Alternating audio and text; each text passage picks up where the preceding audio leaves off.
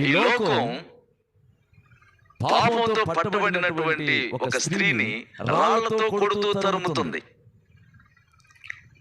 వీళ్ళు పరిశుద్ధులు అన్నమాట, వీళ్ళు నీతిమంతులు అన్నమాట, వీళ్ళు మంచివాళ్ళు కనుక ఆమె తప్పు చేసిందని వీళ్ళు రాళ్లతో కొడుతున్నారు. ప్రభువు అంటాడు, ఈ లోకంలో నీతిమంతుడు ఒక్కడునూ లేడన్నాడు, పరిశుద్ధులు ఎవరు లేరన్నాడు.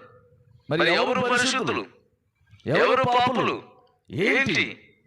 ఆమె పాపం చేసింది, తెలిసి చేసిందో తెలియక చేసిందో, పాపంతో పట్టబడింది.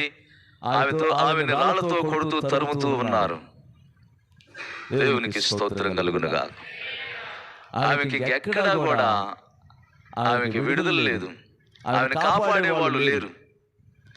అందరూ అనుకుంటున్నారు కదా, ఇంకా ఈమెను ఎవరు కాపాడతారు, ఇలాంటి తప్పు చేసినటువంటి వ్యక్తిని ఎవరు కాపాడతారు, అలాంటి వ్యక్తి తరపున ఎవరు మాట్లాడతారు, ఆ